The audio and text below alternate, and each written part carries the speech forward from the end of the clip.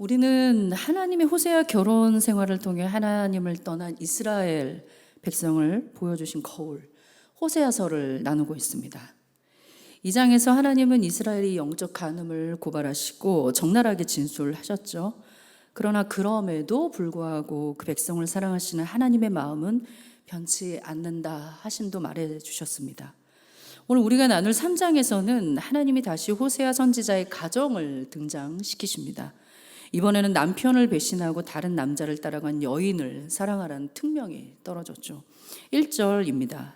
여호와께서 내게 이르시되 이스라엘 자손이 다른 신을 섬기고 건포도 과자를 즐길지라도 여호와가 그를 사랑하나니 너는 또 가서 타인의 사랑을 받아대 음련된 그 여자를 사랑하라. 이 1절에서는 수사학적인 표현, 바로 대구법이 나옵니다. 먼저 다른 신을 섬기고 건포도 떡을 즐기는 이스라엘은 타인에게 연애를 받아 음부된 여인입니다. 여호와가 저희를 사랑하는 것은 음부된 그 여인을 사랑하는 호세아와 연결됩니다. 하나님이 말씀하시는 그 사랑이 어떠한 종류의 것인지는 3장 후반부에 다시 등장합니다. 타인에게 연애를 받았다는 건 그 여인이 남편이 아닌 다른 남자의 소유였음을 의미합니다. 우리가 이 3장을 볼 때 좀 주의해야 하실 부분이 있습니다. 사실 타인에게 연애를 받아 음부된 3장의 이 여인이 고멜인지 아닌지는 성경에서 분명히 말하고 있지 않습니다. 우리는 그녀가 몇 명의 남자를 만났고 얼마나 음란한지에 대한 이 부도덕한 면이 굉장히 궁금하실 수 있지만 그러나 성경은 그녀의 윤리적인 면을 보여주려 하는 게 절대 아니고요. 우리는 이 여인의 측면에 집중하는 것이 아니라 하나님이 호세아의 가정을 통해서 이스라엘의 죄를 드러내시고 동시에 하나님의 사랑을 보여주시기 위한 도구라고 생각해야 할 것입니다. 2, 3절에서 호세아가 하나님의 말씀을 따라 타인의 소유가 된 그 여인을 데려오기 위해 움직입니다. 은 15개, 보리 한 호멜 반으로 값을 지불합니다. 보리 한 호멜 반은 15세겔과 동일한데요. 그러면 은 30개가 그녀의 값인 것이죠. 이 값은 노예 한 사람의 액수와 같습니다. 출애굽기 21장 32절에는 이렇게 말해주고 있습니다. 소가 만일 남종이나 여종을 받으면 소 임자가 은 30세겔을 그의 상전에게 줄 것이요 소는 돌로 쳐서 죽일지니라. 그러니까 이 타인의 연애를 받아서 음부가 된 그 여인이 사실은 노예였던 거죠. 흑암과 어둠의 노예, 간음으로 매였던 노예. 이 노예였던 여인이 호세아를 통해 자유를 얻습니다. 호세아는 그 여인에게 나와 함께 지내고 행음하지 말며 다른 남자를 좇지 말라. 나도 내게 그러하겠다라고 말합니다.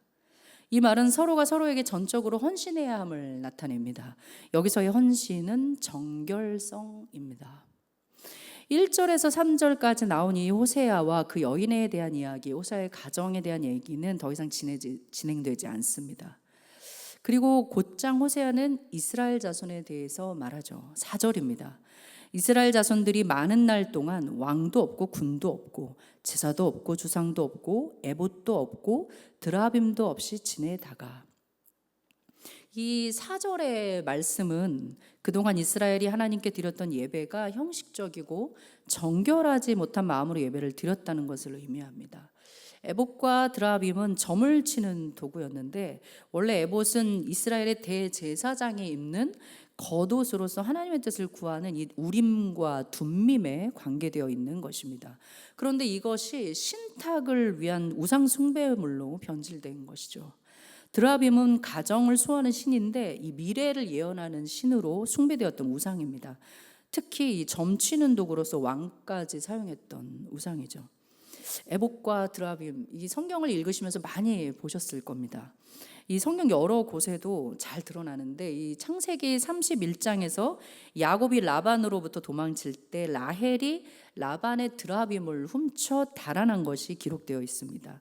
또한 사무엘상 19장을 보면 이 미갈이 아버지 사울 왕으로부터 다윗을 피신시킨 다음에 침대에 드라빔을 눕히고 염소털로 위장해서 다윗처럼 보이겠다는 장면도 등장합니다.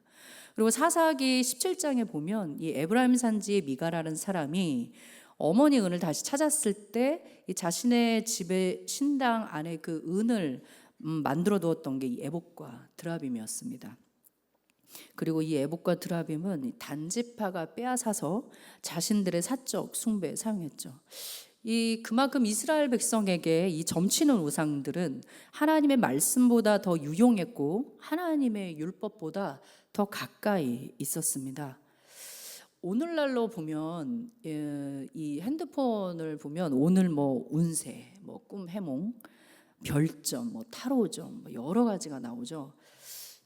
저희끼리 얘기인데 저도 가끔가다 꿈을 꾸면 궁금할 때가 있습니다. 지난주에 꿈을 꿨거든요. 이렇게 뭐 이렇게 가지에 열매가 주렁주렁 매달린다든지, 뭔가를 제가 막 올라가서 뭔가를 딴다든지, 어떻게 이런 꿈을 꾸면 아침에 일어나서 이거를 열어봐야 되나, 해몽이 무엇인가, 막 이렇게 열어봐야 되나, 이런 유혹을 저도 가끔 받습니다. 그런데 사실 이렇게 저희가 가까이 이런 것들이 옆에 있는 건 저는 한편으로는 좀 문화적인 영향도 크다고 봅니다. 새해가 되면 온갖 예능에서 새해 점을 칩니다. 타로점을 치고, 특히 이제 우리의 삶 속에서 뭐 결혼이라든지 돈은 얼마나 벌 것인가, 뭐 이런 것들이 대다수를 이루죠. 이 이스라엘의 이 에봇과 드라빔처럼 저희들 옆에도 너무나 많이 이런 것들이 있습니다. 요 근래는 더 심한 추세입니다. 그렇지만 호세아는 이제 이스라엘이 많은 날 동안 하나님께 회개하고 그 우상들 없이 지낼 것이라고 말하고 있습니다. 바로 마지막 5절입니다. 이스라엘 자손이 돌아와서 그들의 하나님 여호와와 그들의 왕 다윗을 찾고 마지막 날에는 여호와를 경외함으로 여호와와 그의 은총으로 나아가리라. 이 5절에서는 이스라엘이 진정으로 회복되는 때, 바로 구속이 완성되는 바로 그 마지막 날에 이 구원받은 성도들, 즉 이 영적 이스라엘이 하나님을 신령과 진정으로 예배할 것이라 말하고 있습니다. 여호와와 그의 은총으로 나아가리라. 여기서 은총은 하나님의 속성인 선하심을 가리킵니다. 하나님의 선하심은 이 타락한 이스라엘을 회복시키시고 정결케 하는 원동력이 되죠. 이스라엘은 하나님께 나아감으로써 오직 한 분 남편이신 하나님을 따르는 헌신을 보일 것입니다. 이것이 순종입니다. 하나님 말씀으로 나아가는 순종. 하나님께 나아가는 이 순종의 모습은 시편 45편에 나오는 신부를 연상케 합니다. 시편 45편 14절입니다. 수 놓은 옷을 입은 저가 왕께로 인도함을 받으며 시종하는 친구 처녀들도 왕께로 이끌려 갈 것이라. 그런데 여기서 신부가 신랑에게 나아가기 위해서 한 가지 해야 할 것이 있습니다. 그것은 아비의 집과 그동안 속해 있었던 백성을 잊어버리는 겁니다. 자신이 이제껏 해왔던 것을 잊기 위해서 필요한 것은 훈련입니다. 그래서 하나님은 그 사랑하는 백성을 징계하시죠. 하나님이 우리들을 향한 사랑은 변함이 없으십니다. 그런데 우리는 다른 생각을 참 많이 합니다. 예전을 그리워합니다. 하나님을 알기 전엔 지금보다 상황이 더 좋았는데 하나님을 믿으니 상황이 전보다 더 어려워졌다. 그럴 바에야 점처럼 사는 게 더 낫지 않을까. 이 생각을 조금 더 이렇게 약간 유식한 느낌이 들게 말씀을 드리면 이것을 기독교 실용주의라고 합니다. 이러한 사고방식이 예전에 이스라엘에서도 있었습니다. 호세아 2장 5절에서 7절을 보면 아주 적나라하게 나와 있습니다. 옛날에는 이러이러했는데 왜 지금은 이렇지 않은가. 하나님을 믿었을 때는 예레미야서에서도 나옵니다. 예레미야가 책망을 할 때 우리가 예전에 이렇게 해서 지금은 우리가 다른 신을 섬겨보니까 더 많은 것이 있더라. 이게 그것이 아니냐. 왜 우리가 하나님을 믿어야 하느냐. 타당한 근거를 대라라고. 이러한 실용주의적 방식, 바로 이 에봇과 드라빔처럼 바로 우리들에게도 박혀있는 사고방식입니다. 조금 더 깊이 들어가면 이런 거죠. 믿음 생활을 좀 성실히 하면 내가 더 나아야 되지 않을까? 지금보다 좀 더 믿음이 더 좋아야 되지 않을까? 지금보다 좀 더 기도가 유창해야 되지 않을까? 성경을 더 많이 읽어야 되지 않을까? 이게 나아야 한다는 것은 사실 곰곰이 따져보면 내가 기준을 세워서 그 기준 충족 조건을 사실 걸어놓는 겁니다. 목사님께서 자기 주도적 신앙에 대해서 계속 말씀하고 계시는데요. 거기서 가장 큰 것은 바로 우리가 거창한 것을 생각한다는 거예요. 그거 굉장히 저희 마음에도 와닿았는데 이 거창한 것, 그러니까 소위 말하면 만족인데요. 이 만족이 되지 않으면 두 가지 양상으로 나타납니다. 하나님 탓을 하거나 아니면 내 탓을 하거나. 근데 저는 조금 제 탓을 하는 상황입니다. 그런데 이게 나중에 들어가 보니 그것이 끝내는 하나님 탓으로 되더라고요. 나를 막 스크래치 내고 나는 왜 이렇지? 나는 왜 여기서 더 나아지지 않지? 이 급속한 게 굉장히 컨디션도 다운되고 기분도 우울해집니다. 그 우울로 들어가면 하나님을 찾을 수가 없습니다. 그렇게 되니까 끝내는 나를 사랑하신 하나님을 부인하게 되더라고요. 그것이 원래대로 돌아가는 것입니다. 원래대로 돌아간다는 건 이 예전처럼 돌아가는 것이 아닙니다. 더 심각한 죄, 더 심각한 죄악, 더 심각한 낙심과 더 심각한 어두움으로 빠지는 것입니다.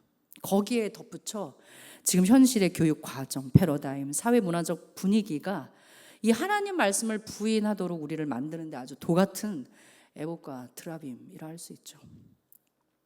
그런데 참 좋으신 하나님께서, 우리를 사랑하신 하나님께서 우리를 버리지 아니하시고 계속 돌아오라고 말씀하고 계시는 겁니다. 그때 하나님께서는 우리들에게 징계, 고난 혹은 낙심과 또 영적인 갈증, 허무함, 어두움 같은 것들을 도구로 삼으십니다. 이렇게 아픈 것들을 사용하시는 이유는 딱 한 가지, 우리가 그렇게 하지 않으면 우리 성도님은 아실 겁니다. 우리가 안 돌아오니까요. 바로 여기서 호세아서가 보여주는 특징이 등장합니다. 하나님의 징계, 그러나 회복이 동시적으로 나타나는 것입니다. 호세아서에서 하나님의 징벌은 곧 회복입니다. 징계가 그때는 아프고 고통스럽지만 그것은 동시에 회복을 위한 것이죠. 징벌이 주어진다는 것 자체가 여전히 하나님의 은혜가 떠나지 않았음을 보여주고 있습니다. 이 징계라는 아픔 속에서 호세아는 우리에게 하나님의 회복, 은혜를 동시에 선포합니다. 징계와 회복이 함께 붙어 있는 가장 큰 이유, 다시 말씀드리지만 우리 하나님의 은혜와 선하심이 있기 때문입니다. 당시에는 슬프고 힘들어도 그것은 연단을 위한 것이고 의와 평강의 열매를 위해 하나님이 그 백성을 위해 주시는 또 하나의 선물인 것이죠. 그래서 우리에게 소망이 있는 것입니다. 그래서 우리는 끝내 여호와와 그의 은총으로 나아가게 되는 것입니다. 사랑하는 성도 여러분, 이 시간 나만의 유익을 위해서 좀 하나님을 재고 하나님의 말씀을 의심했던 마음을 버리고 오직 나의 단 하나의 남편 되신, 우리의 남편 되신 하나님께 순종하시는 정결한 신부가 되시길 주님의 이름으로 부탁드립니다. 우리 하나님의 은혜를 기억하시면서 함께 찬양하시겠습니다. 은혜 찬양하실게요.